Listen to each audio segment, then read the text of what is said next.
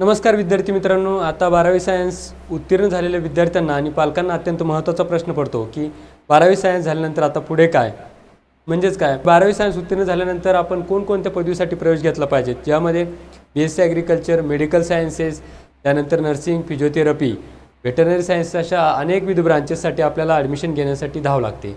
तर विद्यार्थी मित्रांनो, यासाठी म्हणून आपल्याला ऑनलाईन डॉक्युमेंट्स अपलोड करण्यासाठी कोणकोणती महत्त्वाचे आहेत, त्यानंतर ॲडमिशन घेण्यासाठी महत्त्वाची कोणकोणती कागदपत्रे असतात, या महत्त्वाच्या विषयावरती आज आपण चर्चा करणार आहोत।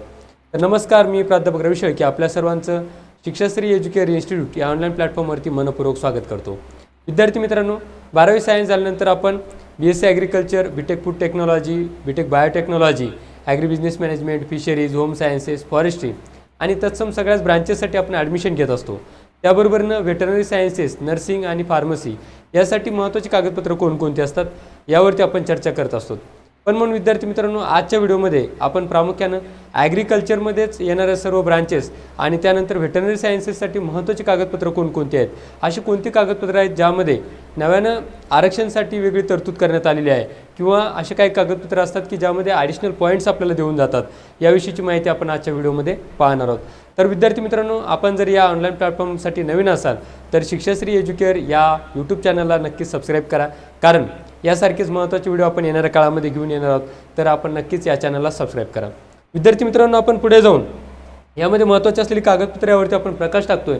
त्यामध्ये प्रामुख्यानं जर पाहायचं झालं तर आपल्याला 12वी सायन्स उत्तीर्ण झाल्यानंतर जी महत्त्वाची कागदपत्र लागतात डिग्री ॲडमिशनसाठी, ॲग्रिकल्चर आणि veterinary sciences, agriculture and related streams यासाठी आपण आजचे जे काय महत्त्वाचे डॉक्युमेंट्स आहेत ते आपण पाहतोय, ॲग्रिकल्चर आणि वेटरनरी सायन्सेस। ओके, तर विद्यार्थी मित्रांनो, प्रामुख्यानं आपल्याला सर्वात पहिले कागदपत्र लागतं ते म्हणजे CET, NEET आणि JEE या तीनही परीक्षा ॲग्रिकल्चरसाठी आपल्याला पात्र होताना पाहायला मिळतात। त्यानंतर वेटरनरी सायन्सेस जर तुम्हाला घ्यायचं असेल तर NEET हे महत्त्वाचं ॲडिशनल सर्टिफिकेट आपल्याला पाहिजे असतं, म्हणजेच NEETची एक्झाम आपण दिलेली पाहिजे असते। त्यानंतर दुसरं आणि महत्त्वाचं म्हणजे काय तर SSC आणि HSC सर्टिफिकेट, 10वी आणि 12वीचे मार्कशीट आणि सर्टिफिकेट हे दोनही आपल्याला लागतात, ज्यामध्ये बरेचसे विद्यार्थी जर CBSE बोर्डमधून झालेले असतील तर त्यांचे पर्सेंटाईल सर्टिफिकेट आपल्याला पाहिजे असतं। CBSEतून जर तुम्ही झाला असाल तर आपल्या ज्या शाळेतून तुम्ही पास आउट झाला असेल त्या ठिकाणून आपल्याला पर्सेंटाईल सर्टिफिकेट त्या मुख्याध्यापकच्या स्वाक्षरीचं पाहिजे असते। तर हे द्वितीय कागदपत्र म्हणजेच SSC आणि HSC सर्टिफिकेट आपल्याला पाहिजे असते, ते तुम्ही घेऊन ठेवायचे। तिसरं आणि महत्त्वाचं कागदपत्र म्हणजे TC सर्टिफिकेट। तर विद्यार्थी मित्रांनो, यामध्ये तुम्ही विचाराल की TC सर्टिफिकेट आपल्याला ज्या 12वी सायन्स तुम्ही कॉलेजमधून पासआउट झालेले आहेत त्याची ओरिजिनल TC सर्टिफिकेट आपल्याला त्या ठिकाणी पाहिजे असते, तर TC सर्टिफिकेट 12वीचं तुम्ही घेऊन ठेवायचे। त्यानंतर चौथं महत्त्वाचं कागदपत्र रहिवासी दाखला, ज्याला आपण डोमसाईल सर्टिफिकेट म्हणतो। तर हे डोमसाईल सर्टिफिकेट आपल्याला तहसील ऑफिसचं आपल्याला पाहिजे असतं, तहसीलदार यांच्या स्वाक्षरीचं आपल्याला डोमसाईल सर्टिफिकेट पाहिजे। तुम्ही ग्रामपंचायत किंवा तलाठी यांचं डोमसाईल सर्टिफिकेट सादर करू शकत नाही, त्यामुळे केवळ तहसील कार्यालयाने दिलेलं तहसीलदाराचं रहिवासी प्रमाणपत्र, त्यानंतर नॅशनॅलिटी हे दोन्ही प्रमाणपत्र आपण त्या ठिकाणाहून घेऊ शकतो।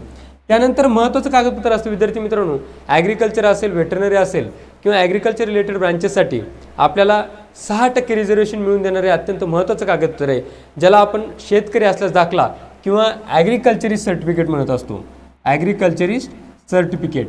तर ॲग्रिकल्चरिस्ट सर्टिफिकेट कुणाला मिळतं विद्यार्थी मित्रांनो, ज्या विद्यार्थ्यांकडे 7/12 आहे किंवा शेती आहे, तर 7/12 उतारा जर तुमच्याकडे असेल तर त्या उतारावरती आपल्याला तहसीलदार कार्यालयाकडून शेतकरी असल्याचं प्रमाणपत्र मिळत असतं। तर शेतकरी असल्याचं प्रमाणपत्र जर तुमच्याकडे असेल तर याला एकूण रिझर्वेशन प्रक्रियेमध्ये 6% आरक्षण आपल्याला पाहायला मिळतं। आणि 7/12 उतारा जर आपल्याकडे असेल, नमुना क्रमांक 8 असलेला, तर त्यासाठी आपल्याला ॲडिशनल 12% गुणांक 12% काय होतात आपले पॉईंट्स वाढतात। विद्यार्थी मित्रांनो, लक्षात घ्या की आपल्याकडे जर शेतकरी असल्याचं प्रमाणपत्र असेल, म्हणजे AG सर्टिफिकेट जर असेल, तर या AG सर्टिफिकेटसाठी आपल्याला त्या ठिकाणी 6% रिझर्वेशन आहे, काय रिझर्वेशन आहे।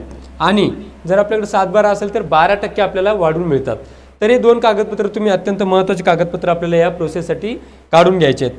त्यानंतर दुसरं आणि महत्त्वाचं म्हणजे काय तर कास्ट सर्टिफिकेट, जे विद्यार्थी कास्टमधून बिलॉंग करत असतील, मग ते विद्यार्थी SC असेल, ST असेल, OBC असेल, VJNT असेल किंवा SBC असेल, त्यानंतर SCBC नव्याने मिळालेलं आरक्षण असेल, तर यासाठी तुम्हाला महत्त्वाचं म्हणजे काय तर कास्ट सर्टिफिकेट असणं गरजेचं आहे। आता तुम्ही म्हणणार सर कास्ट आहे परंतु व्हॅलिडिटी आमच्याकडे नाही, तर व्हॅलिडिटीसाठी तुम्ही अप्लाय करा.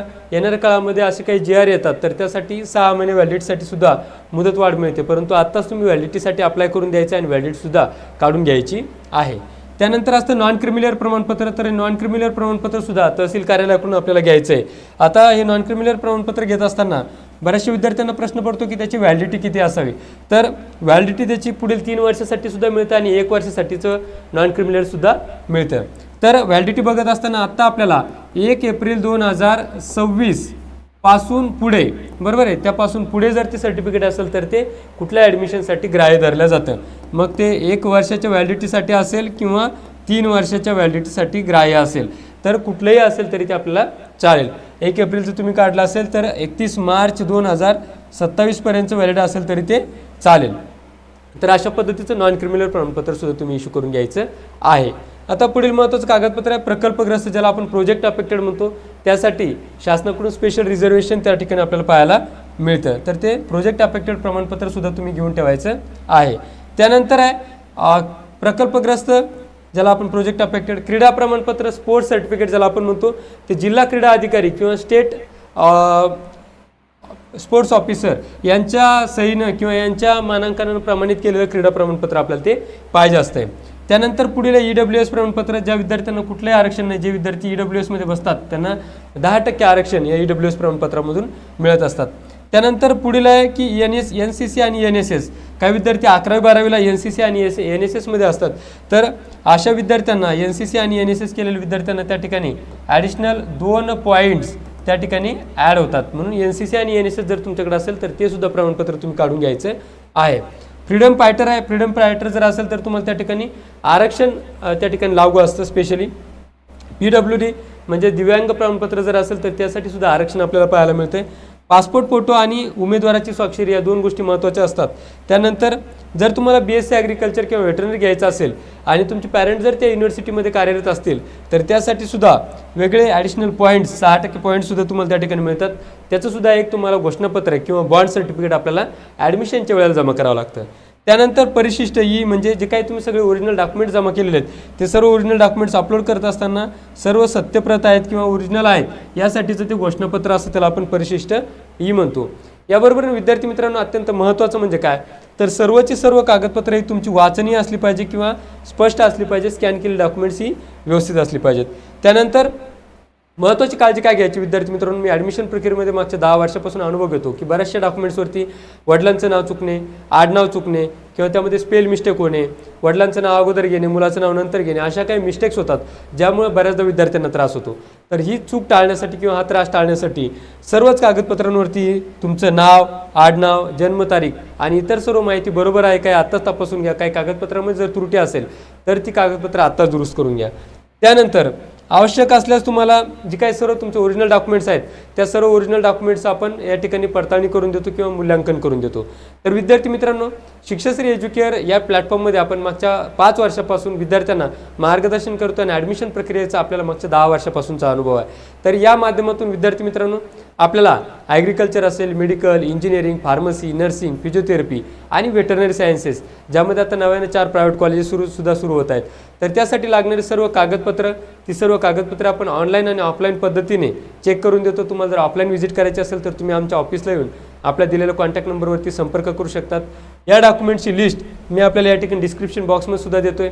आपण जर नवीन असाल तर आपला व्हॉट्सअपची लिंकसुद्धा मी आपल्या डिस्क्रिप्शन बॉक्समध्ये देतो. तुम्ही व्हॉट्सअप ग्रुप जॉईन करून आपले प्रश्न विचारू शकतात. तर विद्यार्थी मित्रांनो आणि पालकांनो, ही अत्यंत महत्त्वाची कागदपत्र ॲग्रिकल्चर आणि व्हेटरनरी सायन्सेससाठी मी आपल्याला या ठिकाणी सांगितलेली आहे. तरीसुद्धा आपल्याला काही शंका असेल तर दिलेल्या नंबरवरती नक्कीच कॉन्टॅक्ट करा. आणि पुन्हा एकदा सांगतो की आपल्या शिक्षाश्री एज्युकेअर या ऑनलाईन प्लॅटफॉर्मला नक्कीच सबस्क्राईब करा, कारण यासारखे अत्यंत महत्त्वाचे व्हिडिओ आपण आपल्या चॅनलच्या माध्यमातून देत असतो, ज्याद्वारे विद्यार्थ्यांना ॲडमिशन प्रक्रियेमध्ये नक्कीच मदत होते. चला तर विद्यार्थी मित्रांनो, नक्कीच भेटूया पुढच्या व्हिडिओमध्ये. तोपर्यंत थांबूया. थँक्यू.